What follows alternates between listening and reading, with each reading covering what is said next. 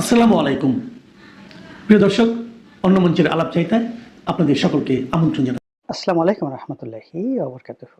সম্মানিত দর্শক, রাজনীতির যে জটিলতা, অস্থিরতা এবং শব্দ এবং গত ১৭ মাস ধরে এখানে যে সুর, তাল, লয় এবং ছন্দ চলে আসছিল, জনাব তারেক রহমান সাহেবের বাংলাদেশে ফেরার পর সবকিছু অনেকের জন্য বুমেরাং হয়ে গেছে।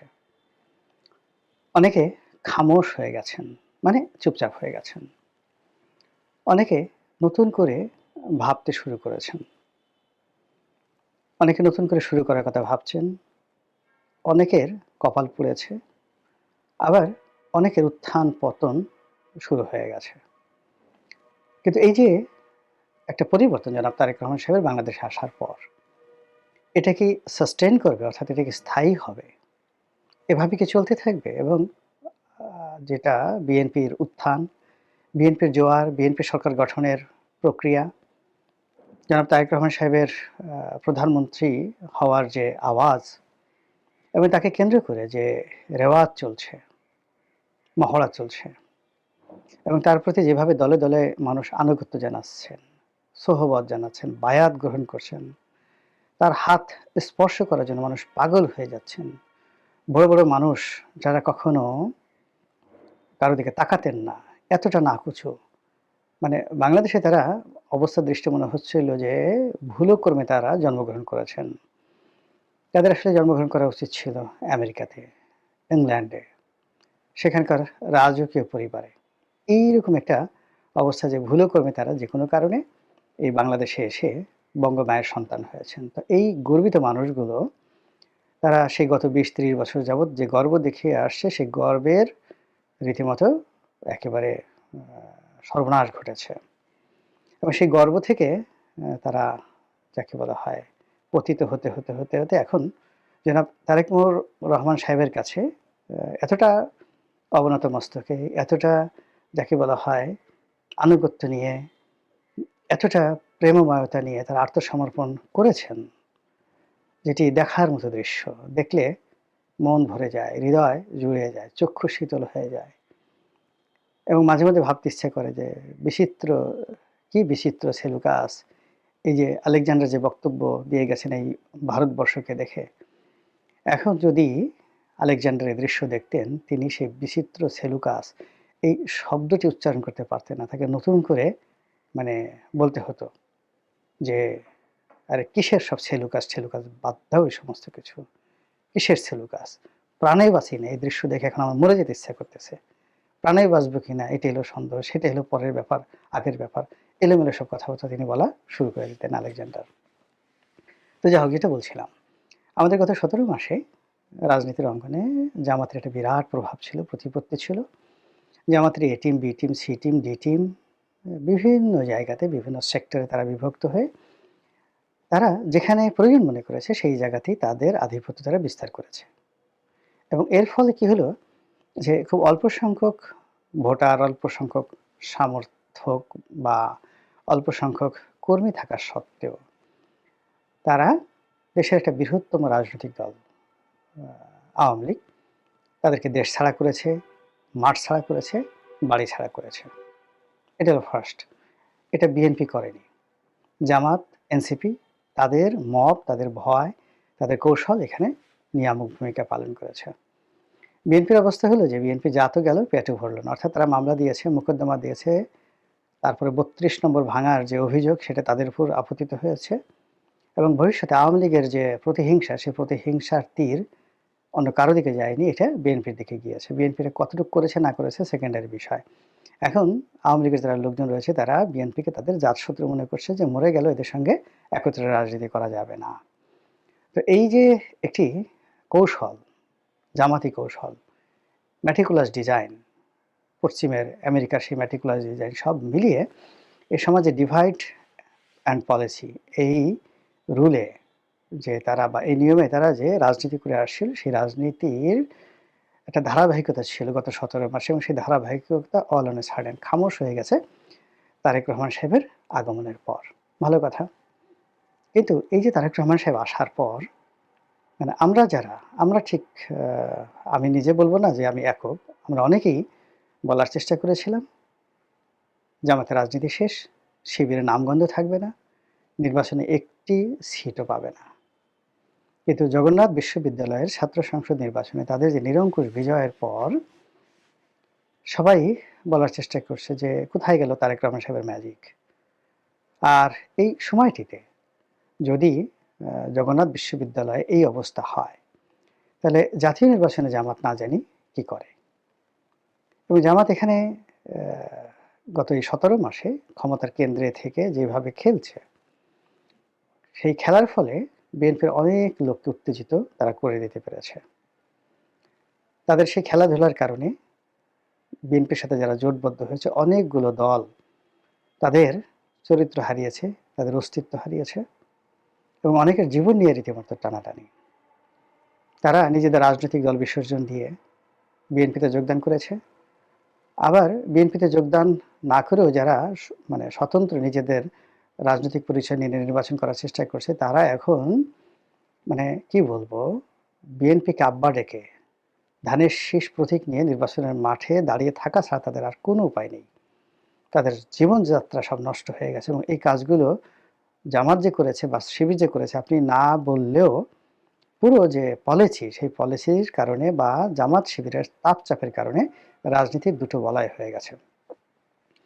এবং এখানে বড় দল হিসেবে যদি 99% আলো একদিকে থাকে, আর বিএনপির সঙ্গে যারা যারা ছোট ছোট রাজনৈতিক দল আসছে তারা যদি 1% হয়, কিন্তু এই 1%-এর মান গেছে, সম্মান গেছে, ইজ্জত গেছে, আব্রু গেছে। আব্রু তো বুঝেন, পোশাক আশাক, মানে তার উলঙ্গ হয়ে গেছে। ইজ্জত গেছে, আব্রু গেছে, জীবন গেছে, জীবিকা গেছে, এমনকি বাপ দাদার যে নাম সেটাও কিন্তু চলে গেছে। ফলে বিএনপি জোটে বিএনপি ছাড়া অন্য কোনো রাজনৈতিক দল নেই। কিন্তু অন্যদিকে জামাত বিএনপির মতো তো বড় দল না, কিন্তু তার সঙ্গে যারা যারা আছে সবাই এক একটা মানে কি বলবো, রাজনীতির ময়দানে তাদের স্বতন্ত্র পরিচয় আছে, তাদের যোগ্যতা আছে, তাদের জনবল আছে, তাদের লোক আছে, তাদের অর্থ আছে এবং যে কোনো পরিস্থিতিতে তাদের যে সার্ভাইভাল পাওয়ার, টিকে থাকার যে সক্ষমতা, এটি ইতিহাস দ্বারা প্রমাণিত। বাংলাদেশ যতদিন থাকে ততদিন চরমোনাই থাকবে, চরমোনাইকে আপনি বাদ দিতে পারবেন না। তো এখন চরমোনাই থাকবে, হেফাজত থাকবে, এরপরে অন্যান্য যে সকল ওই যে এনসিপি, যে সকল রাজনৈতিক দল, তরুণ মেধা, তারাও থাকবে। বাংলাদেশের রাজনীতি থেকে আপনি সেই এনসিপির নেতাদেরকে বাদ দিতে পারবেন না। এখানে আপনি চিন্তা করুন যে একজন সার্জিস, একজন হাসনাত, তাদের কোনো রাজনৈতিক পোর্টফোলিও ছিল না, কিন্তু এই 17 মাসের মধ্যে আপনি গিয়ে দেখুন যে তারা পুরো জাতীয় রাজনীতিতে যে আধিপত্য বিস্তার করেছে, তাদের মেধা, তাদের যোগ্যতা, তাদের কথা শুধু দেশি গণমাধ্যম নয়, আন্তর্জাতিক গণমাধ্যমে স্থান পেয়েছে। হাসনাতের এক হুমকিতে, সেভেন সিস্টার দখল করার যে এক হুমকি, সেই হুমকিতে ভারত পর্যন্ত কেঁপে উঠেছে। নরেন্দ্র মোদী, জয়শঙ্কর থেকে শুরু করে কংগ্রেসের বাঘা বাঘা নেতা, এবং সেখানে অনেকে, মানে ভারতের এমন কোনো বড় মানুষ নেই যেটা এটাতে প্রতিক্রিয়া না দেখিয়েছে। বাংলাদেশের কোনো রাজনীতিবিদ, এমনকি শেখ হাসিনা, বঙ্গবন্ধু জিয়াউর রহমান, শেখ হাসিনা, খালেদা জিয়া, তারেক জিয়া, মানে তাদের কোনো বক্তব্য নিয়ে সম্মিলিতভাবে এখনো পর্যন্ত আমি ভারতের কোনো নেতাকে এইভাবে প্রতিক্রিয়া দেখাতে দেখিনি, যেভাবে হাসনাত আবদুল্লাহর একটি বক্তব্য নিয়ে সমগ্র ভারত এবং ভারতের সকল রাজনৈতিক দলগুলো একই সঙ্গে প্রতিক্রিয়া দেখিয়েছে। এটা খেলাধুলার বিষয় নয়। যিনি বলেছেন তিনি ভেবেচিন্তে বলেছেন এবং তার এই বলার পেছনে একটা বিরাট শক্তি কাজ করছে। এখন সেটা কি ডিপ স্টেট, সেটা কি আমেরিকা, নাকি সেটা অন্য কেউ, সেটা পরের বিষয়, কিন্তু বিরাট একটা শক্তি কাজ করেছে। তা না হলে হাসনাতের কথায় দিল্লি কখনো লাফাতো না, আমার কথায় তো লাফায় না। তো এই যে যে হাসনাত তৈরি হয়েছে একটি বিপ্লবের ফলে, জুলাই অভ্যুত্থানের ফলে, এবং সেই হাসনাত এই নির্বাচনে প্রার্থী হিসেবে যেভাবে চমক দেখাচ্ছে এবং যেভাবে এখন সে টিকে আছে, সবাই তাকে এখন বলার চেষ্টা করছে যে ভবিষ্যৎ সংসদ সদস্য। অন্যদিকে মাহফুজ, তারপরে নাহিদ, আপনি তাদেরকে বাদ দিতে পারছেন। এমনকি এনসিপি থেকে চলে যাওয়ার পরও তাসনিম জারা, তারপরে ডাক্তার তাসনুভা, আপনি তাদেরকে বাদ দিতে পারছেন না, তাদেরকে বাদ দিতে পারছেন না।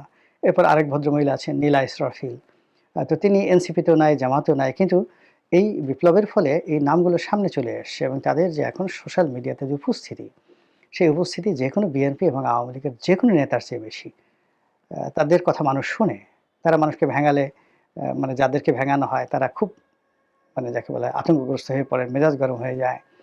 তো সেই অর্থে ওবায়দুল কাদের, মির্জা ফখরুল সাহেবের মতো মানুষ যদি কাউকে হিট অ্যান্ড হার্ট করেন, ওটা প্রতিক্রিয়া তৈরি করে না। যেভাবে এখন এই তরুণ প্রজন্মের যারা আছেন, সেই জুলাইয়ের গণঅভ্যুত্থানের মাধ্যমে যাদের সৃষ্টি হয়েছে। এখন বলা হয়ে থাকে যে এই যে জুলাইয়ের যে গণঅভ্যুত্থান হলো, সেই গণঅভ্যুত্থানের আদি এবং অকৃত্রিম মাস্টার মাইন্ড হলো জামাত। আর বিএনপি অবশ্য এখন তাদের যারা এজেন্ট রয়েছেন, তাদের যারা বি টিম, সি টিম রয়েছেন, তাদের যারা ডিপ স্টেটের এখানে তাদের জন্য ডিপ স্টেট হবে না। মানে তাদের যে সকল গুপ্ত লোক করে বিএনপি, কিন্তু চলেছে তারেক রহমান সাহেবের কথা মতো, কিন্তু তাদের আলাদা সংগঠন রয়েছেন। তারা এখন তারেক রহমান সাহেব বা বিএনপিকে মাস্টার মাইন্ড বানানোর চেষ্টা করছেন এবং এই মাস্টার মাইন্ডের টানাটানিতে নিঃসন্দেহে জামাতের পাল্লাটা বেশি ভারী। তো সেই দিক থেকে জামাত এই যে এই সময়টিতে তারেক রহমান সাহেবের আগমনের এই সময়টিতে তারা চুপ আছে এবং বিএনপিকে একটা ওয়াক ওভার দিয়ে দিয়েছে যে দেখি আপনারা কতটুকু যেতে পারেন, কতটা চলাচল করতে পারেন, কতটা সামনে যেতে পারেন, পেছনে যেতে পারেন। এবং যেহেতু সুতো তাদের হাতে, জায়গা মতো তারা এক একটা পরিবেশ এবং পরিস্থিতিতে সুতোতে টান মেরে এক একটা ঘটনা ঘটিয়ে দিচ্ছেন। তারেক রহমান সাহেব দেশের বাইরে যাবেন, দেশের বাড়িতে যাবেন মানে বগুড়াতে যাবেন, বাধার সৃষ্টি হয়ে গেল। কে যে সুতো টান দিল বোঝা যাচ্ছে না, কিন্তু বিএনপির যা হওয়ার তাই হয়ে গেল। তারেক রহমান সাহেব ঢাকাতে বসে আছেন, প্রতিদিনই তার দরবারকে কেন্দ্র করে একটা না একটা ঘটনা ঘটছে এবং সমস্ত মানুষ তারেক রহমান সাহেবের সাথে কে দেখা করলো, কে হ্যান্ডশেক করলো, কে হাসলো, গাড়ি থেকে তিনি নামলেন, কিভাবে যাকে বলা হয় কার সাথে হ্যান্ডশেক করলেন, এই বিষয়গুলোতে মানুষের দৃষ্টি নিবন্ধ করিয়ে দিচ্ছে জামাত। ফলে কি হলো, দৃষ্টির অন্তরালে নীরবে নিভৃতে তারা যে কাজগুলো করে যাচ্ছে, তারই ফলশ্রুতিতে জগন্নাথ বিশ্ববিদ্যালয়ের ছাত্র সংসদ নির্বাচনে তারা বিপুল সংখ্যাগরিষ্ঠতা পেয়ে গেল। এরপর বাকি যে দিনগুলো রয়েছে, সেই দিনগুলোতে যদি এই বর্তমানে যেভাবে তারেক রহমান সাহেব ব্যস্ত আছেন বা তাকে ব্যস্ত রাখা হচ্ছে, এইভাবে যদি ব্যস্ত রাখা হয়, তাহলে ব্যালট পেপারে কোথায় যে সিল পড়বে, কোথা থেকে যে ব্যালট পেপার ছাপা হবে, তারপরে শেষে কিভাবে যে ফল ঘোষণা করা হবে, আর সেই ফলে কিভাবে যে কারা জিতবে, এটা যদি আন্দাজ করতে চান, তাহলে ঢাকা বিশ্ববিদ্যালয়ের ছাত্র সংসদ নির্বাচনে সাদিক কায়ুমদের বিজয়ের পরে যে সকল আফসোস, তারপরে যে সকল দুর্নাম অভিযোগ মানে করে পরাজিত পক্ষ যেভাবে আত্মতৃপ্তি লাভ করার চেষ্টা করেছে, আগামীতেও এইভাবে কপাল চাপড়িয়ে আত্মতৃপ্তি লাভ করা ছাড়া উপায় থাকবে বলে মনে হচ্ছে না। এর কারণ হলো জামাতের কৌশল, শিবিরের কৌশল, এটা ইফেক্টিভ হয়ে গেছে গত 17 মাসে এবং জনগণ তাদেরকে নিয়ে ভাবছে। এবং জনগণ যদি রেসপন্ড করে গোপনে, যেহেতু এটা বেশিরভাগই তারা গুপ্ত কাজে অভ্যস্ত, গোপনে যদি তারা রেসপন্ড করে, তাহলে কি আর বলবো, কেল্লা ফতে নাকি অন্য কিছু। মহান আল্লাহ আমাদেরকে হেদায়েত দান করুন এবং হেফাজত করুন এবং যেটি ভালো হয় সেটি যেন আমাদের তকদিরে নসিব করবেন, এই প্রার্থনা করছি। আসসালামু আলাইকুম ওয়া রাহমাতুল্লাহি ওয়া বারাকাতুহু।